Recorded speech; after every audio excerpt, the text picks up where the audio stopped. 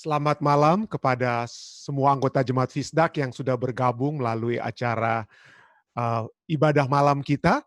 Yang saudara-saudara dari Jemaat Fisdak banyak yang sudah bergabung melalui Zoom. Dan bagi Anda juga yang bergabung melalui live stream, saya mengucapkan selamat selamat bergabung dengan acara ibadah kita. Seperti biasa kita pelajari pelajaran sekolah sahabat kita, ada tambahan mungkin di akhir bacaan kita yang akan saya bawakan. Dan kemudian kita akan berdoa bersama. Anda silakan untuk pertanyaan atau untuk tambahan ataupun untuk yang hal-hal yang untuk didoakan, silakan dari Jemaat Fisdak angkat tangan, dan bagi Anda lainnya yang melalui live stream silakan mengetik. Kita sudah melihat ada beberapa pertanyaan bagus yang sudah dibawakan melalui orang-orang yang telah menulis, saudara-saudari yang telah menulis di kolom komentar di live stream kita. Baik, untuk memulaikan acara ini saya ingin mengundang Ketua Angli Lalaki untuk dapat membuka di dalam doa. Silakan Angli. Mungkin di-unmute dulu. Ya, silakan. Satu dalam doa. Bapa kami yang ada di surga, kami berterima kasih kepadamu Tuhan atas pimpinan dan kasih Tuhan di dalam kehidupan kami yang kami rasakan sampai saat ini, di sepanjang hari ini, sehingga kami boleh tiba lagi di malam ini, di sore ini, untuk mempelajari firman Tuhan. Ketika kami mempelajarinya, ketika kami mendiskusikannya, kiranya Roh-Mu yang suci, kami mengundang hadiran Roh Kudus untuk menerangkan akan firman Tuhan ini. Pelajaran ini yang akan dibawakan oleh Pendeta Tanto. Pelajaran ini dapat berguna dalam kehidupan kami untuk kami menjadi umat Tuhan yang lebih setia dan mempersiapkan diri kami untuk kedatangan Tuhan yang kedua kali. Kami percaya dengan pertolongan Tuhan, kami boleh disatukan dalam satu kasih sampai kedatangan Tuhan yang kedua kali. Biarlah kasih setia Tuhan, damai sejahtera, roh penyertaan-Mu dapat selalu menjadi bagian hidup kami semua. Dari sekarang sampai selama-lamanya, dan yang jadi dalam kehidupan kami, ampuni salah dan dosa kami. Dalam nama Yesus dan penebus dosa kami. Terima kasih banyak pada Ketua Angli Lalaki yang sudah membawakan doa buka kita. Baiklah, mari kita langsung saja kepada pelajaran sekolah sahabat kita pada malam hari ini, dan sangat menarik. Saya dapat katakan sangat menarik. Nanti kita akan lihat apa yang dapat kita pelajari dari pelajaran kita pada malam hari ini. Jadi pada saat ini kita berbicara tentang tipologi sebagai profesi atau sebagai nubuatan, ya. Jadi apa itu tipologi dan apa hubungannya dengan apa yang kita sudah pelajari selama ini? Nah, kalau nanti kita akan lihat bahwa tipologi ini telah menghubungkan pelajaran kita minggu yang lalu dan pelajaran kita untuk minggu ini. Ya, kenapa saya katakan demikian? Karena pelajaran kita minggu lalu berbicara tentang sejarah, ya, Alkitab dan sejarah. Dan sekarang kita melihat pelajaran kita minggu ini berbicara tentang Alkitab dan nubuatan. Dan tipologi inilah yang telah dapat kita lihat apa yang Alkitab katakan tentang apa yang sudah terjadi itu merupakan satu gambaran kecil dari apa yang akan terjadi dengan lebih besar di saat ini atau di waktu yang akan datang menjelang kedatangan Yesus yang kedua kali. Jadi kita lihat inilah tipologi inilah yang telah menghubungkan sejarah dan nubuatan. Apa hubungannya? Mari kita lihat, ya. Sebagai permulaan mungkin kita baca dulu ya pelajaran sekolah sahabat kita. Simbol-simbol nubuatan apokaliptik seperti yang ditemukan dalam kitab Daniel dan Wahyu memiliki suatu penggenapan tunggal. Misalnya, kambing jantan menemukan penggenapannya di Yunani atau kerajaan Yunani sebagai kerajaan tunggal. Kita dapat lihat dalam Daniel 8 ayat 21. Di atas semuanya, ayat ini langsung menamainya untuk kita. Langsung dikatakan kambing apa? Itu Yunani. Jadi kambing itu adalah tipe dan Yunani itu adalah antitipenya atau gambarannya atau apa yang dinyatakannya, ya. Seberapa jelaskah hal itu, ya? Sangat jelas tentu saja, ya. Namun demikian, tipologi berfokus pada orang-orang, peristiwa atau institusi sebenarnya dari Perjanjian Lama yang ditemukan dalam sejarah nyata. Tetapi hal ini mengarah pada peristiwa yang lebih besar di masa depan. Jadi ada seperti apa, ya? simbol-simbol tadi, tapi ada yang lebih besar daripada simbol, yaitu apa ya? Yaitu tipologi ya. Penggunaan tipologi sebagai metode penafsiran menunjuk kembali kepada Yesus dan para penulis Perjanjian Baru, bahkan ditemukan dalam Perjanjian Lama itu sendiri. Satu-satunya panduan untuk mengenali tipe dan antitipe adalah ketika seorang penulis Alkitab yang diilhami mengidentifikasikannya. Jadi dengan kata lain, bagaimana kita dapat mengetahui mana itu tipologi dan kita dapat bedakan dengan ilustrasi atau apa ya, bagaimana orang seringkali menggunakan apa ya, mencoba melihat Alkitab dan melihat pelajaran yang dapat diaplikasi. Jadi apa yang membedakan tipologi dan ilustrasi serta aplikasi adalah bahwa tipologi itu dinyatakan oleh penulis-penulis Alkitab itu sendiri. Sedangkan ilustrasi atau aplikasi itu adalah sesuatu yang kita ambil, kita lihat apa yang dikatakan Perjanjian Lama, lalu kita lihat aplikasinya di Perjanjian Baru, atau kita lihat dia punya apa ya, ilustrasinya itu dari Perjanjian Baru. Jadi itu yang kita tarik dari diri kita sendiri. Itulah aplikasi atau ilustrasi. Tetapi tipologi itu adalah sesuatu yang dinyatakan oleh penulis Alkitab itu sendiri. Nanti kita akan lihat contohnya, tapi mari kita lihat, ingat-ingat ya, apa yang saya katakan ini mungkin jangan lupa dulu, supaya nanti pada saat kita lihat ayat-ayatnya, kita bisa melihat lebih jelas nantinya ya. Bacalah 1 Korintus 10, bacalah 1 Korintus 10 ayat 1 sampai dengan 13.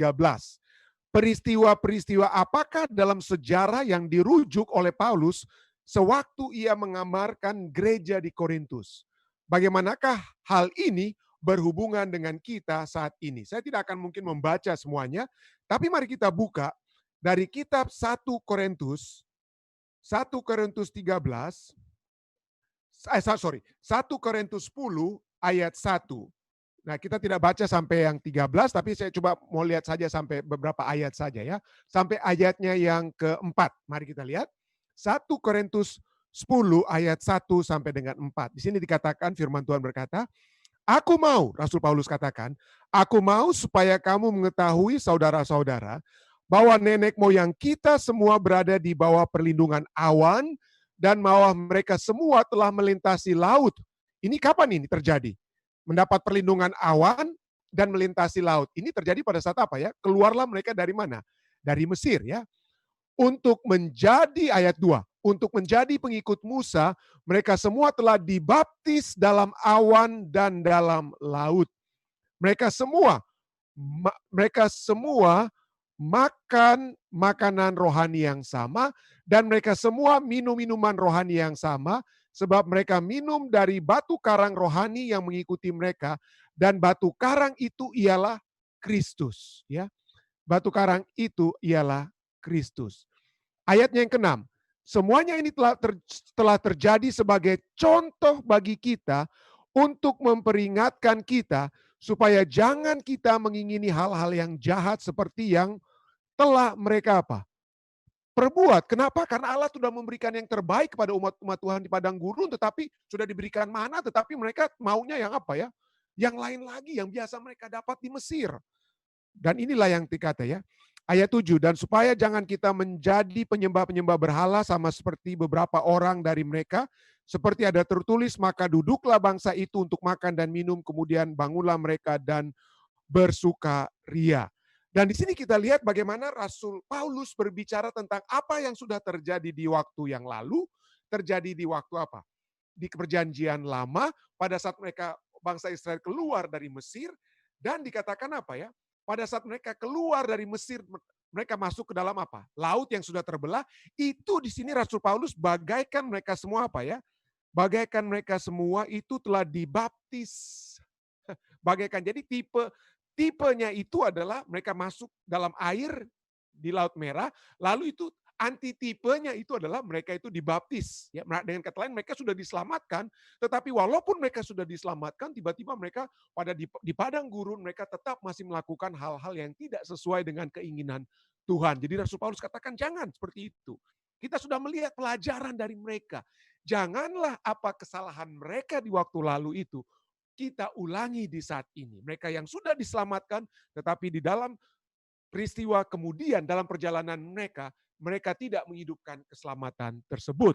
Jadi mari kita lihat di sini penjelasannya dari pelajaran sekolah sahabat kita ya. Paulus menunjuk kembali pada kenyataan sejarah keluaran dan mengembangkan tipologi berdasarkan pengalaman orang Ibrani dahulu di padang belantara. Dengan cara ini, Paulus menunjukkan bahwa Allah yang mengilhami Musa untuk mencatat peristiwa-peristiwa itu bermaksud bahwa hal-hal ini menjadi contoh bagi kita. Seperti yang tertulis dalam 1 Korintus 10 ayat 6. Dengan demikian menasehati Israel rohani, yaitu kita semua, orang-orang Kristen, untuk sabar dalam pencobaan sementara kita hidup di akhir zaman. 40 tahun orang Israel itu ada di padang gurun. Tetapi kemudian mereka akan apa? Tetap mendapati apa? Mendapati tanah perjanjian tersebut.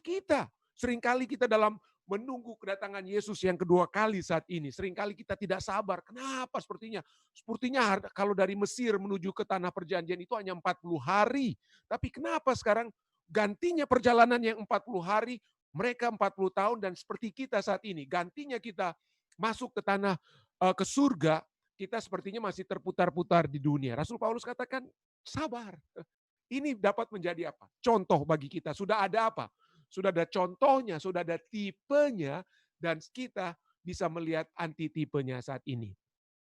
Bacalah ayat-ayat di bawah ini dan tuliskanlah setiap tipe dan pengenapan antitipe seperti yang dijelaskan oleh Yesus dan penulis perjanjian baru. Saya ingin mengundang Ketua Ridwan Lingga untuk membaca Matius 12 ayat 40, dan pada saat dia membaca, coba Anda yang mendengarkannya atau Anda yang juga membaca, lihat siapa yang menjadi antitipe, siapa yang menjadi tipe, siapa tokoh perjanjian lama yang disebutkan, dan itu merujuk kepada siapa? Tokoh itu menggambarkan siapa? Seperti yang tertulis dalam ayat-ayat ini. Matius 12 ayat 40, Yohanes 19 ayat 36, Yohanes 3 ayat 14 dan 15, Roma 5 ayat 14, dan Yohanes 1 ayat 29. Ini semua ayat-ayat berbicara tentang tipe dan antitipe. Apa yang tertulis di perjanjian lama dan apa yang terjadi lebih besar di perjanjian baru. Siapa yang sudah disebutkan dalam perjanjian lama dan siapa yang apa? Disejajarkan dengan lebih besar di perjanjian baru. Silakan Ketua Ridwan. Matius 12 ayat 40. Sebab seperti Yunus tinggal di dalam perut ikan 3 hari 3 malam, demikian juga Anak Manusia akan tinggal di dalam rahim bumi 3 hari 3 malam. Yohanes 19 ayat 36. Sebab hal itu terjadi supaya genaplah yang tertulis dalam kitab suci. Tidak ada tulangnya yang akan dipatahkan. Yohanes 3 ayat 14 dan 15. Dan sama seperti Musa meninggikan ular di padang gurun, demikian juga Anak Manusia harus ditinggikan, supaya setiap orang yang percaya kepadanya beroleh hidup yang kekal. Roma 5 ayat 14. Sungguh pun demikian maut telah berkuasa dari zaman Adam sampai kepada zaman Musa juga atas mereka yang tidak berbuat dosa dengan cara yang sama, seperti yang telah dibuat oleh Adam yang adalah gambaran Dia yang akan datang. Yohanes 1 ayat 29. Pada keesokan harinya, Yohanes melihat Yesus datang kepadanya dan ia berkata, "Lihatlah Anak Domba Allah yang menghapus dosa dunia." Terima kasih Ketua Ridwan. Jadi kita lihat apa yang dari tokoh atau apa yang sudah ditulis dan tokoh-tokoh di perjanjian lama, semuanya itu kemudian kita lihat merujuk kepada siapa? Kepada Yesus ya, kepada Yesus. Mari kita baca seterusnya. Dalam setiap kasus, Yesus dan para penulis perjanjian baru menerapkan penafsiran tipe dan antitipe yang memungkinkan arti penting nubuatan itu tampak nyata. Dengan cara ini, mereka menunjuk pada penggenapan yang lebih besar dari kenyataan sejarah. Saya mau Anda ingat-ingat ini. Kalimat ini, penggenapan yang lebih besar. Saya ingin menggunakan kata lebih besar, nanti saya akan jelaskan sesudah kita baca ini dia. Pikirkanlah tentang pelayanan bait suci duniawi, bait suci yang terjadi di dunia dulu, yang berfungsi sebagai tipe dari seluruh rencana keselamatan. Jadi domba yang disembelih, apa yang dilakukan oleh imam besar, semuanya itu melambangkan apa yang Yesus apa yang terjadi kepada Yesus dan apa yang kemudian Yesus lakukan bagi kita. Ya, semuanya itu menunjuk pada Yesus. Apakah yang diajarkan hal ini kepada kita tentang pentingnya pekabaran bait suci bagi kita dewasa ini? Semuanya sekali lagi menunjuk kepada apa ya? Kepada juru selamat. Nah, malam ini kita telah mempelajari tentang tipe dan tipologi, yaitu berasal dari bahasa Grikanya itu tupos, yaitu sesungguhnya itu berbicara tentang a blow, a hitting, atau stamp. Jadi tupos itu sedang berbicara tentang kalau kita stamp sesuatu maka ada apa? Ada gambaran di situ, ada image di situ, ada statu di situ. Jadi tipologi adalah satu penyelidikan tentang apa ya? Simbolisme ya. Satu simbol itu adalah sesuatu yang dijelaskan, tetapi itu dia melambangkan satu hal, mengilustrasikan sesuatu hal yang lainnya. Sesuatu hal lainnya. Dan cara untuk melihat Alkitab secara tipologi ini sangat populer itu di zaman reformasi. Ya, di zaman reformasi khususnya yang dilakukan oleh reformasi yang dia mengikuti reformasi bukan Martin Luther tetapi John Calvin. Ya, dari reform tradisi reform. Jadi kalau ada reform church dan lain sebagainya, mereka lah yang memulaikan ini, mempelajari Alkitab dan melihat tipologi-tipologi apa yang terjadi di perjanjian baru, perjanjian lama yang kemudian kita lihat di perjanjian apa ya? Di perjanjian baru. Dan seperti saya sudah katakan, tipologi itu ditentukan di dalam Alkitab itu sendiri. Itu bukan kita yang apa. Kalau kita mengaplikasikan seperti Yusuf, seringkali kita katakan, wah Yusuf itu kehidupannya itu sepertinya melambangkan kehidupan apa ya? Yesus kemudian. Nah itu mungkin kita punya ilustrasi atau kita punya aplikasi, tetapi tidak ditulis. Alkitab tidak menulis tentang Yusuf itu adalah tipologi dari apa? Daripada Yesus. Mungkin Yunus iya, seperti kita sudah baca tadi, ya, seperti Yunus dan lain sebagainya. Tetapi kalau kita lihat Alkitab berbicara dengan kata tipologi atau tupos ini, misalnya di dalam Roma 5 ayatnya yang keempat. Saya ingin membaca, silakan tolong Anda yang memiliki Alkitab, membuka Roma 5 ayat 4, Roma 5 ayat 14, bukan ayat 4. Roma 5 ayat 14, di sini dikatakan, sesungguh pun demikian maut telah berkuasa dari zaman Adam sampai kepada zaman Musa juga atas mereka yang telah berbuat dosa dengan cara yang sama seperti yang telah dibuat oleh Adam. Adam, yang adalah gambaran dia yang akan datang. Adam yang adalah tupos, bahasa Greka, Yunani yang digunakan situ adalah Adam adalah tupos dari dia yang akan datang. Makanya bahasa Inggris, saya memiliki Alkitab New King James Version, ya di dalam New King James Version dikatakan sini Adam who is a type. Adam who is a type, who is a tupos. Adam adalah gambaran dari dia yang akan datang. Jadi Adam itu adalah apa? Gambaran dia yang akan datang siapa itu? Yesus yang lebih apa? Lebih besar dari Adam. Dan pada saat kita berbicara tentang tupos dan anti-tupos atau anti-tupos, type dan anti-type, maka kita lihat di perjanjian lama berbicara tentang type-nya, perjanjian baru itu berbicara tentang anti-type-nya, gambaran yang lebih besarnya. Dan kata anti-type atau anti-tupos dalam bahasa Yunani itu juga kita bisa lihat. Ditulis di dalam 1 Petrus 3, mari kita buka. Di mana dalam Roma 5:14 kata tupos, kata tipe muncul, dan mari kita lihat dalam 1 Petrus 3 ayat 21 di mana kata anti-tupos itu muncul. 1 Petrus 3 ayat 21. Di sini dikatakan, juga kamu sekarang diselamatkan oleh kiasannya, anti-tupos kiasannya. Jadi kamu sekarang diselamatkan oleh kiasannya, yaitu baptisan, maksudnya bukan untuk membersihkan kenajisan jasmani, melainkan untuk memohonkan hati nurani yang baik kepada Allah dan oleh kebangkitan apa? Oleh kebangkitan Kristus. Jadi di sini dikatakan baptisan itu kalau Adam itu adalah kalau Adam itu adalah typo, lalu Kristus adalah anti-tupos. Kalau di sini kita lihat apa ya? Yang mana tipenya. Yang mana tuposnya dan mana anti-tupos.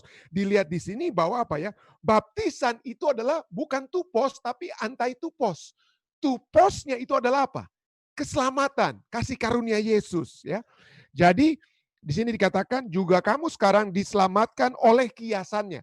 Kita diselamatkan oleh kasih karunia Tuhan, tapi kiasan dari kasih karunia Tuhan itu adalah apa? Menurut ayat ini, anti-tuposnya apa? Baptisan.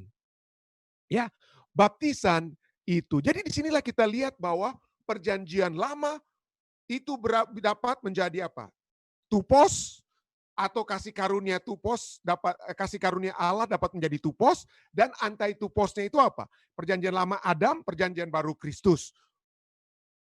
Kasih karunia Kristus itu kematiannya di kayu salib itu dapat menjadi satu tupos, dan anti tuposnya itu apa? Baptisan ya. Anti tuposnya itu adalah baptisan. Dan ini bukan hanya ditulis oleh penulis-penulis perjanjian baru. Kalau Anda baca Hosea 2 ayat 14, Anda baca kitab Yesaya, semuanya itu berbicara bagaimana penulis-penulis seperti Hosea berbicara tentang second Exodus, keluaran yang kedua. Keluaran yang pertama mereka keluar dari mana? Dari Mesir ke tanah perjanjian atau tanah Kanaan. Sedangkan pengeluaran yang kedua, keluaran kedua itu dari Babylon kembali ke tanah apa? Perjanjian. Jadi ada tipe dan apa?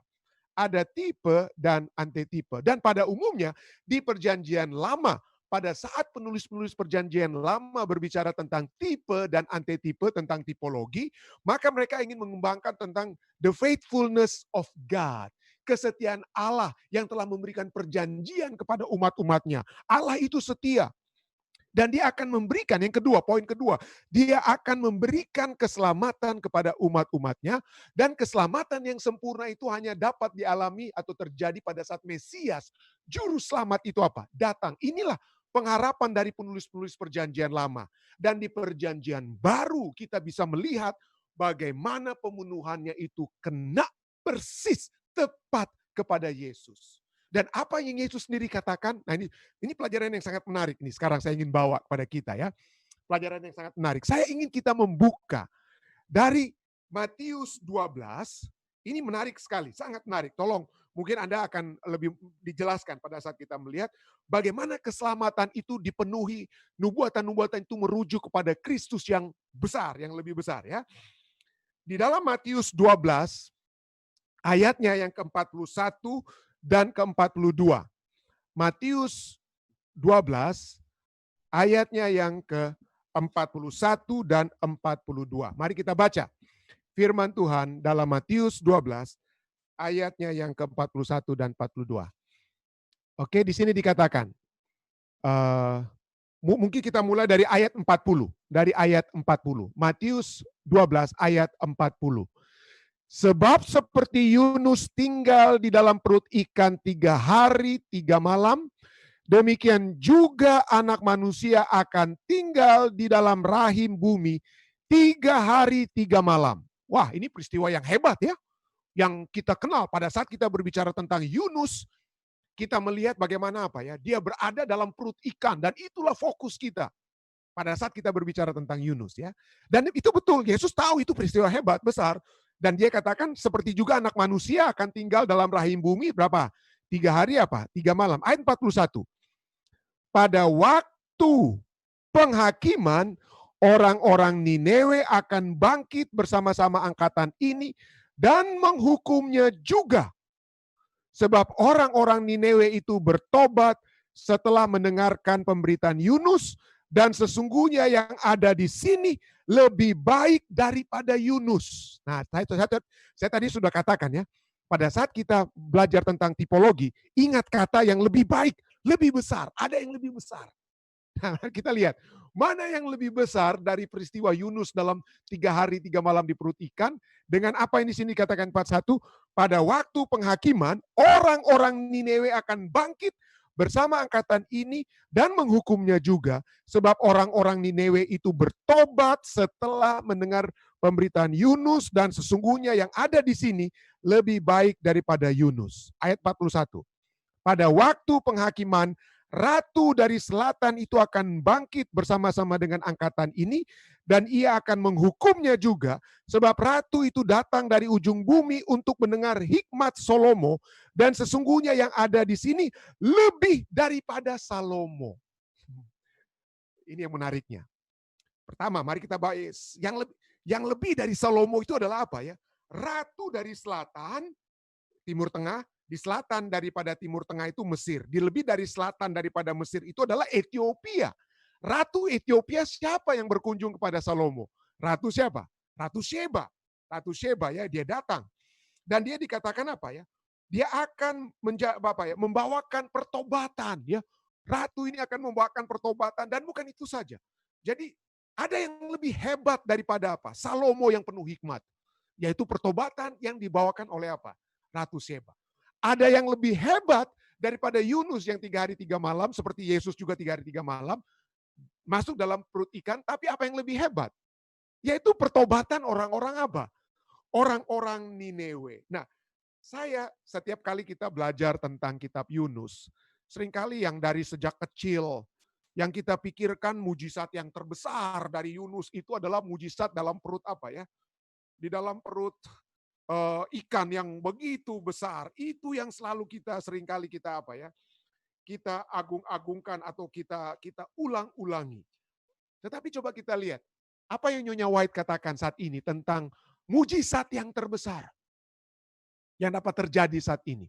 Anda tahu sebelum pada saat Yesus berbicara dalam Matius 12 ayat 41 dan 42 ini, dari 40, 41, 42, Matius 12 ayat 41 dan 42 itu dimulaikan pada saat orang-orang pemimpin-pemimpin Yahudi, orang-orang Farisi datang pada Yesus minta tanda. Kami ingin lihat mujizatmu lagi.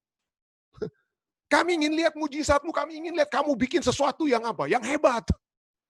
Lalu Yesus katakan, biar aku bikin mujizat, kalau kamu tidak mau percaya, kalau kamu tidak mau bertobat, kamu tidak apa? Bertobat. Dengan mujizat mungkin, tapi pertobatan seseorang itu adalah pada saat perubahan hatinya itu apa? Terjadi. Hati yang sudah membatu, hati yang sudah mengikuti arah duniawi, kemudian tiba-tiba lembut, berbalik kepada Tuhan, itu mujizat yang utama. Dan mujizat inilah Yesus mengingatkan ada yang lebih besar yang telah terjadi lebih daripada kebijaksanaan Salomo, yaitu pertobatan Ratu Sheba, dan yang dia memimpin orang-orang pada pertobatan, dan juga pertobatan orang-orang Ninewe. Dan mari kita lihat apa yang terjadi. Yang mujizat terbesar yang pada saat saya membaca kitab Yunus, betul itu masuk dalam perut ikan itu mujizat hebat, tetapi ada yang lebih hebat. Ada yang bagi saya pribadi, sesuai dengan apa yang Nyonya White katakan, bahwa mujizat terbesar saat ini yang dapat terjadi di dunia itu adalah orang-orang yang bertobat. Itu dapat kita lihat dalam Yunus 3, ayatnya yang ke-5 sampai dengan apa ya? Sampai dengan yang ke-8. Yunus 3, saya ulangi. Yunus 3 ayat 5 sampai 8. Ya. Mungkin kita mulai dari ayat 4 lah, supaya kita dapat lihat konteksnya ya. Mulailah Yunus masuk ke dalam kota itu, kota Ninewe, sehari seperjalanan jauhnya, lalu berseru, 40 hari lagi, maka Ninewe akan ditunggang balikan. Titik. Yunus tidak bilang, kalau kamu bertobat atau ini, maka kamu apa? Kamu akan selamat. Enggak, Yunus mau mereka itu binasa semua. Makanya dia lari ke Tarsus karena dia tidak suka orang-orang Ninewe ini bertobat. Dia tahu mereka akan bertobat. Dia suka mereka ini mati karena mereka lah yang telah menyebabkan kesusahan bagi umat-umat Tuhan di kerajaan utara saat itu. Di mana Yunus apa? Menjadi nabi. Dia tahu kejahatan orang-orang Ninewe ini, Asiria ini. Dia tahu dan dia tidak mau mereka sesungguhnya selamat. Makanya dia lari. Tapi itulah yang dia katakan, 40 hari lagi kamu akan kamu akan binasa, kamu akan ditunggang balikan. Ayat 5, nah inilah mujizatnya. Yunus tidak mengajak mereka untuk bertobat, tidak. Ya. Mereka ini yang terjadi kemudian, ayat 5. Orang Ninewe percaya kepada Allah, lalu mereka mengumumkan puasa, dan mereka, baik orang dewasa maupun anak-anak, hanya orang dewasa dan anak-anak mengenakan kain apa? Kabung. Setelah sampai kabar itu kepada raja kota Ninewe, turunlah ia dari singgasananya, ditanggalkannya jubahnya, diselubungkannya kain kabung, lalu duduklah ia, sang raja di abu. Lalu atas perintah raja dan para pembesarnya, orang memaklumkan menjadi satu dekrit. Memaklumkan dan mengatakan di Ninewe demikian. Manusia dan ternak. Manusia dan ternak, lembu, sapi, dan kambing, domba, tidak boleh makan apa-apa, tidak boleh makan rumput, tidak boleh minum air. Haruslah semuanya, manusia dan ternak, berselubung kain kabun dan berseru dengan keras kepada Allah, serta haruslah masing-masing berbalik dari tingkah lakunya yang jahat dan dari kekerasan yang dilakukannya. Supaya, ayat 9, mari kita teruskan ya. Supaya siapa tahu, mungkin Allah akan berbalik dan menyesal, serta berpaling dari murkanya yang bernyala-nyala itu, sehingga kita tidak binasa. Begitu hebat raja sendiri. Turun dari singgasananya. Biasanya raja itu dia akan tantang, dia akan, kenapa kamu bikin ini? Masa kamu mau percaya nabi kafir, nabi dari asing tersebut? Masa kamu mau percaya foreigner? Mari kita lawan, kita bisa apa? Kita bisa lawan hal ini. Tidak ada, tapi raja dia apa? Dan lebih daripada itu, orang-orang hanya apa? Orang-orang hanya berpuasa, orang dewasa dan anak-anak, tapi raja dia katakan hewan-hewan juga. Dan lebih lanjut dia katakan, mari hewan-hewan itu, bahkan hewan-hewan itu apa? Berselubungkan kain kabung seakan-akan hewan juga berdosa. Jadi dengan kata lain, kalau bisa tidak ada titik dosa yang ada di Ninewe, kita harus tinggalkan. Nah, Yesus inilah yang begitu mujizatnya. Karena kalau kita lihat di zaman Yesus itu, mana mungkin Raja Herodes bikin seperti itu? Mana mungkin raja-raja kafir akan buat seperti itu? Kita bayangkan sekarang kita bicara tentang itu di pemimpin-pemimpin negara. Ya, kita mungkin bisa katakan ke orang-orang, tapi bagaimana kira-kira kalau itu pemimpin negara yang dengar dari rakyatnya lalu dia apa? Dia yang turun berkabung. Inilah mujizat tersebut. Inilah mujizat yang bagi saya terbesar yang dapat kita lihat dari kitab Yunus, di mana seorang raja memerintahkan bukan hanya manusia, tapi hewan ternak untuk berkabung, berpuasa, tidak makan dan tidak minum. Berpuasa, tidak makan dan tidak minum. Dan inilah kita lihat ya, yang akan dapat terjadi. Tipologi seperti nubuatan ini, ya, pertobatan itu dapat kembali terjadi. Yesus katakan itu dapat apa? Sesuatu yang lebih besar. Kenapa? Kenapa itu akan terjadi lebih besar? Di perjanjian lama orang-orang hanya melihat simbol-simbolnya. Orang hanya melihat simbol itu dari Ka'bah. Orang melihat itu mungkin mudah-mudahan Yunus ini ya kayak gambaran Yesus atau apa. Jadi seperti begitulah. Itu belum nyata. Tapi sekarang kita semua sudah melihat kenyataan itu dari Yesus. Kita sudah melihat Yesus datang di kali yang pertama. Apa kita masih mau ragu lagi? Apakah kita masih mau meragukan kedatangannya yang kedua kali? Kita sudah melihat di perjanjian lama, bangsa Israel keluar dari tanah perjanjian. Dalam situasi yang apa? Orang bilang mentok, di tengah mereka itu adalah apa? Laut. Ya, di belakang mereka tentara Mesir. Tidak ada pengharapan. Tapi bisa apa? Terbuka. Jadi di dalam menghadapi keadaan-keadaan kita sehari-hari, kalau kita tidak mempelajari sejarah dan kita tidak bisa melihat nubuatan yang bukan hanya berbicara tentang besarnya, hebatnya kuasa tanduk kecil dan apa yang dapat dia lakukan kepada umat-umat Tuhan, tetapi yang lebih besar daripada kuasa tanduk kecil itu adalah keselamatan yang Tuhan dapat berikan. Kalau kita tidak dapat melihat hal tersebut, maka apalagi yang harus Tuhan buat bagi kita? Kita sudah memiliki semuanya. Kita sudah memiliki firman Tuhan yang berisi tentang sejarah dan nubuatan yang dapat menjadi contoh kepada kita. Supaya kita percaya, supaya kita kuat, supaya kita dihiburkan dalam menghadapi tantangan-tantangan yang pasti kita akan alami di akhir zaman. Tetapi pada saat yang bersamaan, yang kita alami juga adalah kepastian daripada penyertaan Tuhan, dan kepastian daripada keselamatan, dan kepastian dari kedatangan yang kedua kali, kepastian dari kehidupan kekal bersama-sama dengan Dia di dalam kerajaannya. Itulah sebabnya tipologi itu diberikan kepada kita, supaya kita dapat melihat contoh kepastian penghiburan dari apa yang dapat kita hadapi di kemudian, seperti apa yang sudah terjadi di waktu yang lalu.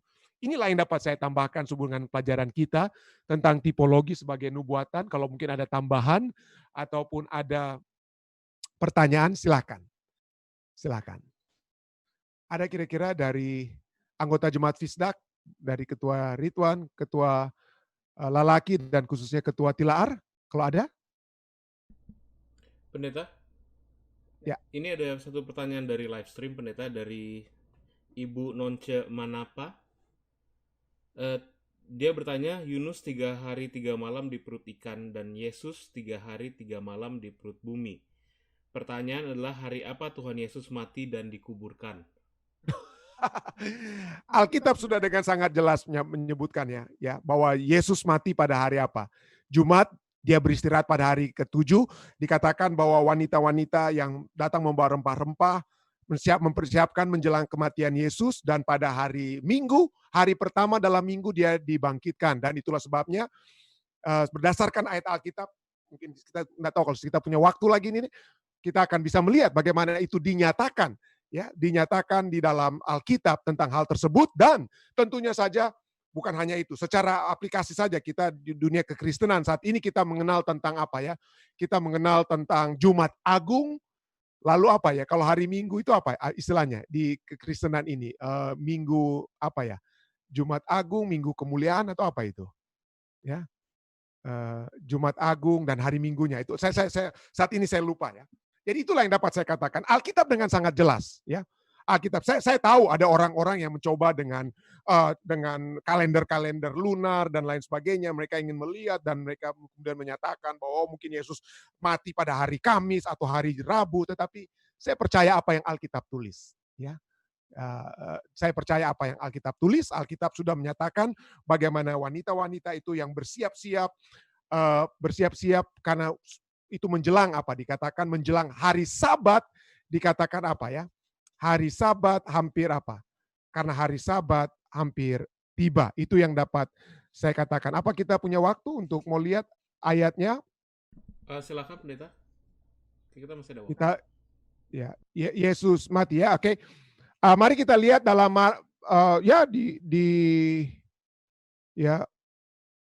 ya oke. Di Markus misalnya, dalam itu kita bisa lihat dalam Matius 27 ayat 57 sampai 61, Lukas 23 ayat 50 sampai 56, Yohanes 19 ayat 38 sampai dengan 42, dan juga dari Markus. Mari kita buka saja Markus ya. Markus 15 ayat 42. Kita mulai baca di situ. Sementara itu hari mulai malam, dan hari itu adalah hari persiapan, yaitu hari menjelang Sabat. Ya, hari menjelang Sabat. Lalu apa? Jadi disitulah dikatakan apa ya? Disitulah Yusuf orang Arimatea, seorang anggota majelis besar, ya, menantikan dia kemudian apa? Meminta mayat Yesus untuk kemudian dia apa ya? Dia menurunkan dan dikuburkan, ya. Dia menurunkan untuk dikuburkan. Jadi itu berbicara tentang apa? Tentang hari persiapan menjelang hari apa? Sabat. Lalu ayat 16 ayat 1. Setelah lewat hari Sabat, ya, Maria Magdalena membeli rempah-rempah untuk membawa kubur, ya. Dan ayat Markus 16 ayat 2 katakan, dan pagi-pagi benar pada hari pertama minggu itu. Jadi pagi-pagi benar pada hari pertama minggu itu, dan itulah kita bisa lihat sebelum hari Sabat itu ada hari apa? Hari persiapan, hari Jumat, kita kenal dengan Jumat Agung, lalu hari Sabat, dan sesudah hari Sabat adalah hari pertama di dalam apa? Minggu, dan itu adalah hari apa? Hari Minggu. Dan kita bisa lihatlah di sini. Jadi dari sinilah dapat kita lihat ada hari persiapan, hari Jumat, hari Sabat, dan hari pertama. Jadi hari Sabat itu berada di tengah-tengah hari persiapan dan berada di tengah-tengah antara hari persiapan dan hari pertama di dalam minggu, sesuai dengan apa yang Alkitab katakan. Baik, makasih. Ada lagi yang lainnya? Dek, Ada pertanyaan kedua ini pendeta dari silakan. Om Willem Rondonuwu, katanya berapa lama puasa dari raja dan rakyat Nineveh? Nah, berapa lama terima kasih Om Welem. Wah, puji Tuhan, baru dengar lagi suara Om Welem melalui live stream ya. Jadi kita tidak melihat di sini. Mari kita buka kitab Yunus. Kitab Yunus tidak berbicara tentang berapa lamanya ya, tetapi hanya mari kita buka dalam kitab Yunus.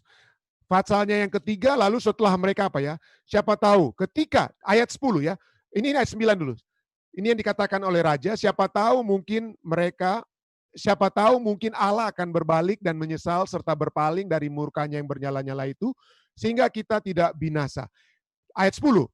Ketika Allah melihat perbuatan mereka itu, yakni bagaimana mereka berbalik dari tingkah lakunya yang jahat, maka menyesallah Allah karena malapetaka yang telah dirancangnya kepada mereka, dan ia pun tidak jadi apa? Melakukannya. Nah, tidak disebutkan. Jadi apa yang tidak dinyatakan oleh Alkitab, saya tidak bisa saya tidak bisa berspekulasi di situ, tetapi yang kita tahu bagaimana itu tidak menyenangkan hati hati Yunus, dan kita tidak lihat seberapa lama ya seberapa lama mereka telah berpuasa, tapi cukup lama mungkin untuk Allah melihat hati mereka. Ya, artinya Allah tentunya dapat melihat hati mereka saat itu juga ya, tetapi tentunya bangsa ini juga kota Nineveh ini dan raja dan penduduknya juga ingin dilihat bagaimana kesungguh-sungguhan mereka juga. Jadi kita tidak bisa tahu dan saya tidak bisa jawab pertanyaannya Om Welem tentang berapa lama atau berapa hari mereka berpuasa karena tidak dinyatakan dalam Alkitab. Baik, ada lagi yang lainnya? Terima kasih Om Welem. Ada lagi ya silakan Ketua Ridwan. Ridwan di unmute ya. Cuma mau menambahkan tadi yang pertanyaan yang tanda Yunus itu 3 hari 3 malam. Ini udah pernah saya bagikan kayak berapa sahabat lalu bagaimana cara menafsirkan Alkitab.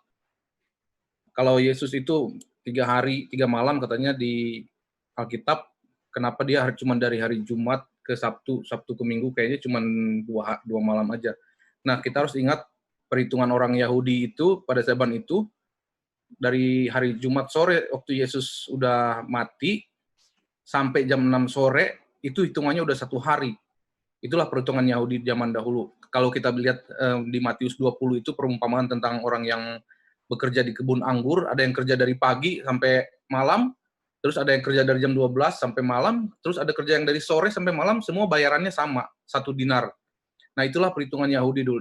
Jadi dari hari Jumat sampai Jumat malam itu hitungannya sudah 1 hari 1 malam. Lalu dari Jumat malam sampai Sabat malam itu hari kedua 2 hari 2 malam. Nah, dari Sabat malam sampai hari Minggu pagi itu hitungannya 3 hari 3 malam. Jadi itulah perhitungan 3 hari 3 malam. Kita nggak bisa membuat perhitungan zaman kita sekarang 24 jam kita aplikasikan ke perhitungan zaman saat itu, tidak bisa. Itulah perhitungan zaman dahulu. Jadi kenapa disebut 3 hari 3 malam?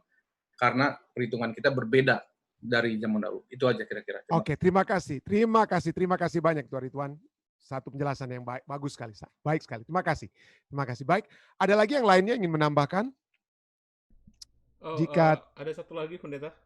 Ya, silakan. Dari live stream dari Tante Lucy Soputan katanya, mengapa baptisan itu harus dan penting seperti tadi di 1 Petrus 3 ayat 21.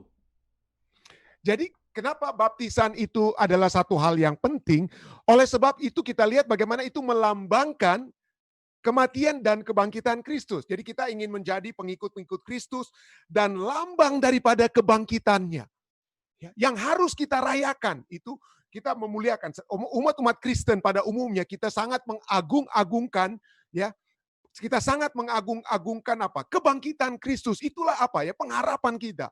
Makanya salah satu alasan kenapa kita menyucikan hari Minggu bagi sebagian besar penganut Kristen, oleh sebab itulah hari di mana Yesus dibangkitkan. Tetapi firman Tuhan dengan jelas menyatakan bahwa kalau kita ingin mengagungkan atau ingin mengingat kematian dan kebangkitan Yesus, maka seperti Yesus yang mati itu kita diselamkan ke dalam air, kita dibaptiskan, jadi kita dimasukkan ke dalam air deep into baptiso, kita dimasukkan ke dalam air dan itu melambangkan kematian kita dari dosa, dan kemudian kita apa? Diangkat dari dalam air tersebut yang menyatakan kebangkitan kita dari kematian dosa untuk hidup bersama-sama dengan Tuhan. Jadi itu sangat penting, itu untuk menunjukkan, ya, menunjukkan, bukan yang khususnya tentu saja itu adalah kematian dari dosa dari dalam diri kita, dari dalam hati kita.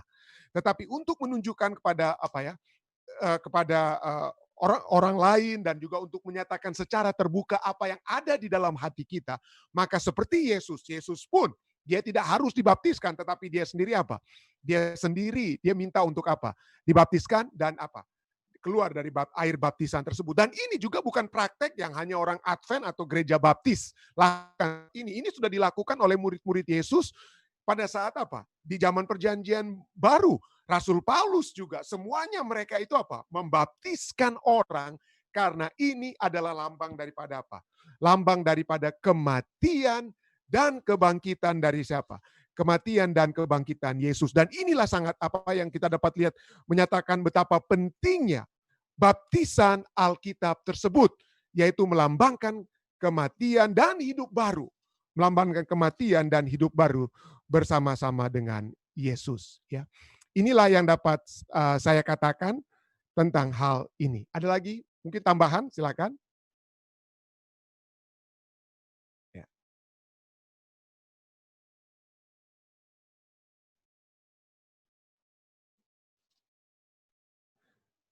Jika tidak, mungkin saya ingin coba untuk menambahkan ya. Kolose 2 ayat 12. Mari kita lihat. Kolose 2 ayat 12 berkata, karena dengan dia, dengan Kristus. Ini Rasul Paulus berkata kepada jemaat di Kolose, karena dengan dia kamu dikuburkan dalam baptisan, dan di dalam dia kamu turut dibangkitkan juga oleh kepercayaanmu kepada kerja kuasa Allah yang telah membangkitkan dia dari antara apa? Dari antara orang mati. Jadi itulah Rasul Paulus katakan. Dan ingat perintah agung Yesus di dalam Matius 28 ayat 19 sampai 20, pergilah jadikanlah semua bangsa muridku dan baptislah mereka dalam nama apa? Bapa, Anak dan Roh Kudus, ya. Baptiskanlah mereka dalam nama Bapa, Anak dan Roh Kudus. Dan terakhir yang ingin saya katakan, ayat yang ingin saya bagikan bagi Lucy dan bagi kita semua tentang pentingnya baptisan itu Roma 6 ayat 3 dan 4. Roma 6 ayat 3 dan 4 katakan, atau tidak tahukah kamu bahwa kita semua yang telah dibaptis dalam Kristus telah dibaptis dalam kematiannya. Jadi kalau kita ingin disebut sebagai pengikut Kristus dan ingin menunjukkan bahwa kita telah dibaptis dalam Kristus, di dalam kematiannya, maka kita harus menjadikan diri kita apa ya? Dibaptis. Tidak tahukah kamu bahwa kita semua yang telah dibaptis dalam Kristus telah dibaptis dalam kematiannya? Dengan demikian kita telah dikuburkan bersama-sama dengan dia oleh baptisan dalam kematian, supaya seperti Kristus yang telah dibangkitkan dari antara orang mati oleh kemuliaan Bapa, demikian juga kita akan hidup dalam hidup yang baru. Roma 6 ayat 3 dan 4. Itulah sebabnya baptisan itu harus dapat kita lakukan. Kalau kita ingin menyatakan diri kita sebagai umat-umat Tuhan yang mati di dalam dosa namun bangkit bersama-sama dengan Kristus untuk masuk ke dalam kerajaannya. Terima kasih saudara-saudari sekalian yang sudah bergabung melalui Zoom dan juga live stream. Sekali lagi, mari kita berbakti bersama kembali, mempelajari firman Tuhan lagi besok malam dan malam-malam seterusnya. Tuhan memberkati, stay safe, stay healthy. Selamat malam waktu Amerika, selamat pagi waktu Indonesia.